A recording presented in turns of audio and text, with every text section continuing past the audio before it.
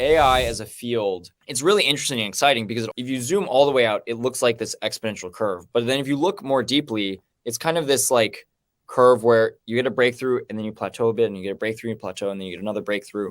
And so it's, and then the breakthroughs are happening faster and faster, but it's sort of, it's a story of multiple breakthroughs. Okay, so now where are we at today? We're at a point where I think we're starting to see AI do some pretty magical things. So if you look at large language models or these large diffusion models, Midjourney, Stable Diffusion, DALL-E 2, et cetera, look at Whisper, you look at all these systems, they not only are able to understand a lot of this data. So we had been at the point where we could understand images and videos and audio and text, et cetera. But now we can actually generate very convincing data quite easily. You know, we have now image generation capabilities, we have text generation capabilities, we now have video generation. There's a lot of very exciting research that show these sort of very convincing short GIFs using AI. You have audio generation, of course, which has been there. And so one of the ways I frame this in terms of just the history of the internet is that,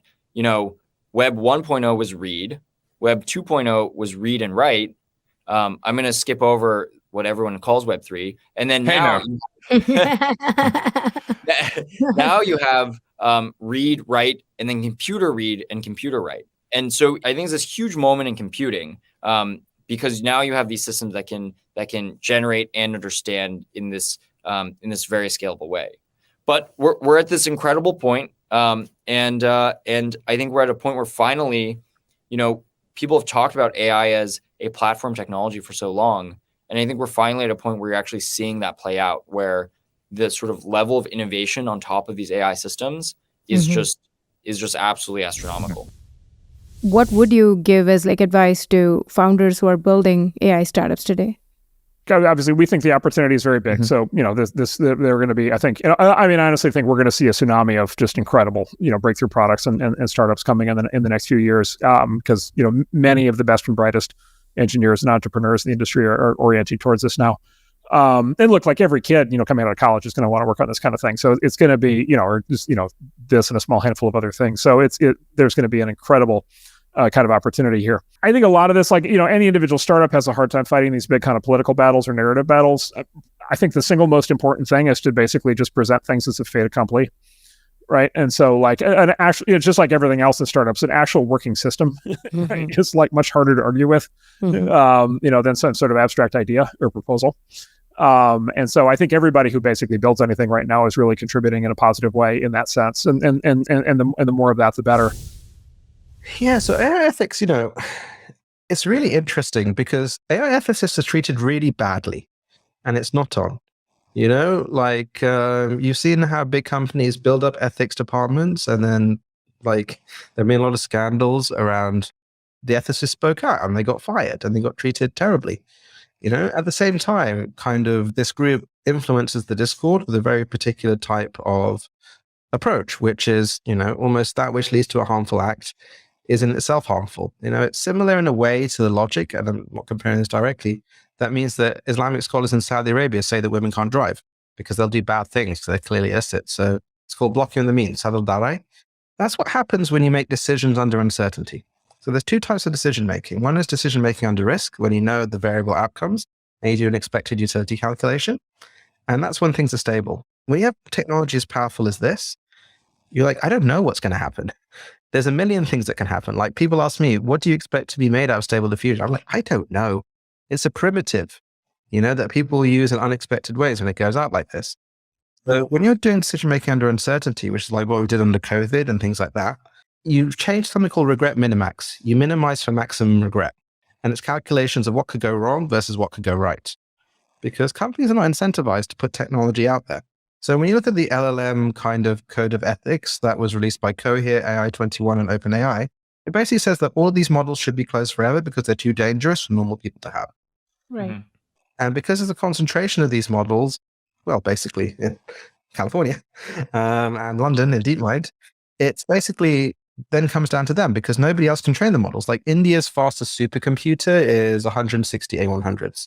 We've got 4,000 as a private company for our core cluster. We've got access to many more.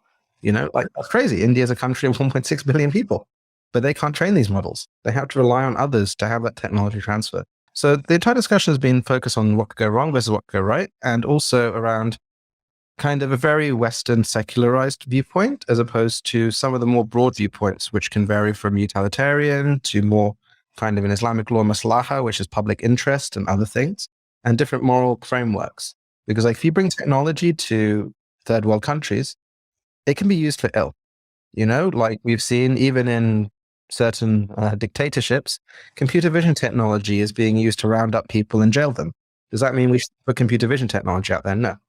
This image technology is out there, and people said, what if you make it open source? Bad guys will get them. The reality is the bad guys have thousands and thousands of A100s and supercomputers, and they're making these models to influence elections. So it's a complex topic that unfortunately has kind of always been self-appointed. And the technology is so powerful that we have to ask ourselves a question, like, who makes the decisions on this? But it's like the infrastructure for the future that obviously we will use everywhere. But imagine if all the roads were gated and controlled by private corporations. That doesn't feel right, does it?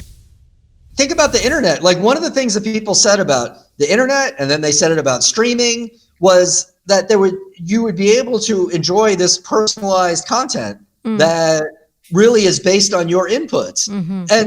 And then, like all the purists and the hyper-analytical were like, no, that's not right. There should only be one ending to a movie, and that whole debate. Right. And now we're all of a sudden presented with it. And this whole notion, Mark called it the Adderall fueled sort of world we're in right now. A big, huge part of that is that we're in a computer-centric world. And the whole notion of computers was defined by like basically too many significant digits for everything. And that's why even something like autocorrect really pisses people off, because autocorrect is not perfect and it's guessing. And it turns out the reason it works is because most of the time it's guessing, and no human would have guessed the autocorrect sequence that it ended up with. That was sort of the basics of a machine learning kind of thing. Right. And so now we're really breaking the society's model of computing. Yeah. And so I do think true. Mark said that, there'll be these ones that are very fact-based. And I actually think that another way to say it is there are going to be very boring things where AI helps be a super grammar checker, or it summarizes one existing document or 5 existing documents and finds or compares 2 documents. These are all things that we've had programmatic algorithmic code to do, just not as well.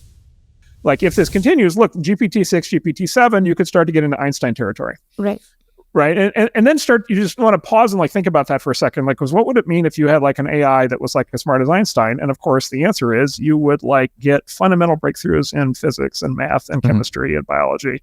You would be able to, in theory, at that level of intelligence, you've got something that could cure cancer. You've got something that could develop all kinds of new materials.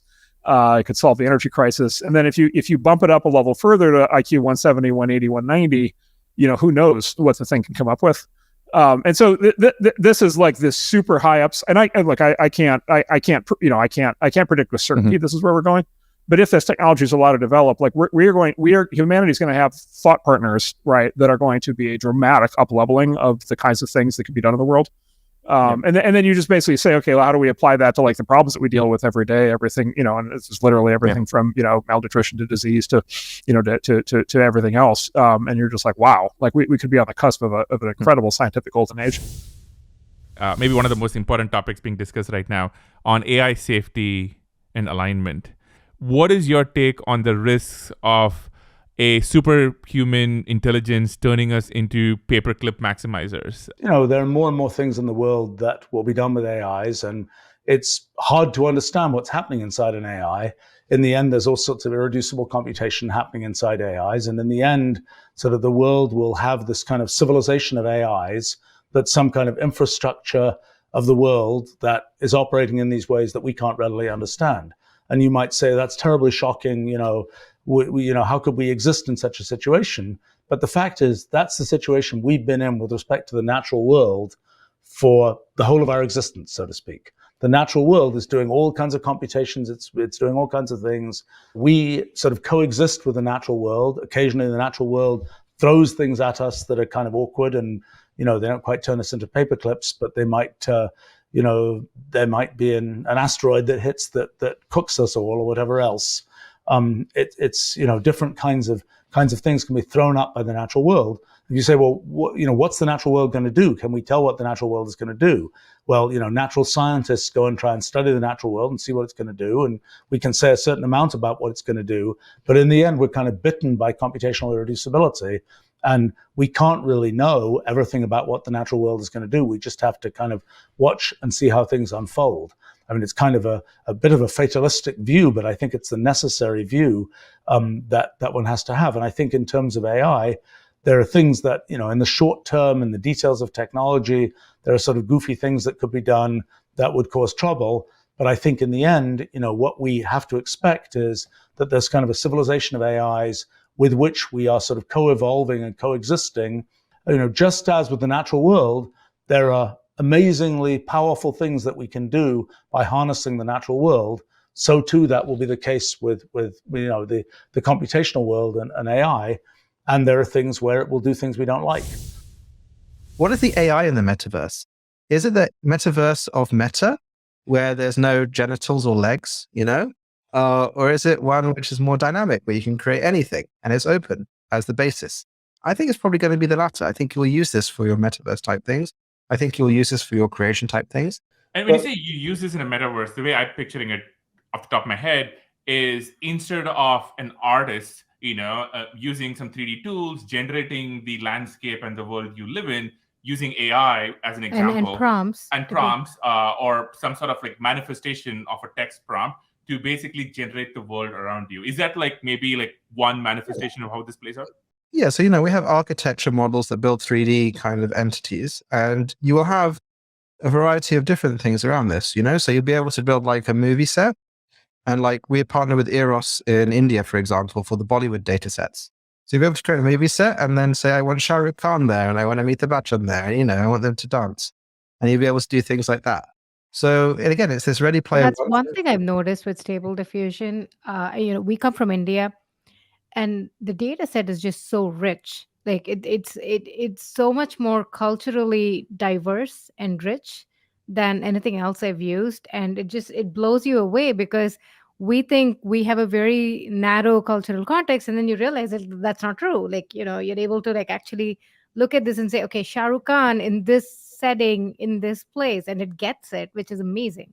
Yeah, and it gets it in a one-shot way, but it's actually going to be used in a multi-shot way to do compositional analysis. So today we had a group out of Japan create Japan diffusion, because if you use the word salary man in a Western context, you'll get someone getting a salary, as opposed to a very depressed Japanese individual, And so they created a Japanese language encoder and trained it, and in a couple of days, now it's a Japanese model. But what's going to happen is that every country, culture, company will have their own little tiny models, their own search engines that they use internally and then externally. And this is the real use of it. Can you compress information into knowledge? And then can you provide it in the appropriate context? So it's almost like wisdom that you output to create rich new experiences. So the idea of a singleton is there's a single AI that kind of goes rogue and does whatever it wants, right? All the scenarios we've been talking about have that characteristic. Specifically, a single AI that is not opposed by another AI that's trying to stop it from doing those things. Mm-hmm. Right. And so this is a very serious kind of counter argument to the doomers is if you're worried about a single AI going crazy and doing things, there are two possible answers to that. One is not have that single AI. The other is have many AIs, mm-hmm. right? So you don't live in a world in which a single one is able to just do everything. And in fact, you could have other AIs that basically where their entire mission in life is to defend humanity or whatever other scenario you want. Right. And so if one goes rogue, you send another one to hunt it down. This goes back to this thing, and again, I don't think the AI is going to run out of control, but this goes back to this thing of bad people doing bad things. The way to deal with bad people doing bad things, one is obviously you outlaw the bad things and you prosecute, you do all those things we could talk about, but the other is you develop defensive weapons. You develop countermeasures, right? And so if you're worried about AI being used to develop, offensive weapons, you should use AI to develop defenses, right? In whatever domain you're worried about. And so AI should be a technology that lots and lots of good people should be able to pick up and use for lots and lots of good purposes. And I think that alone is a good general answer to the concern about bad people doing bad things.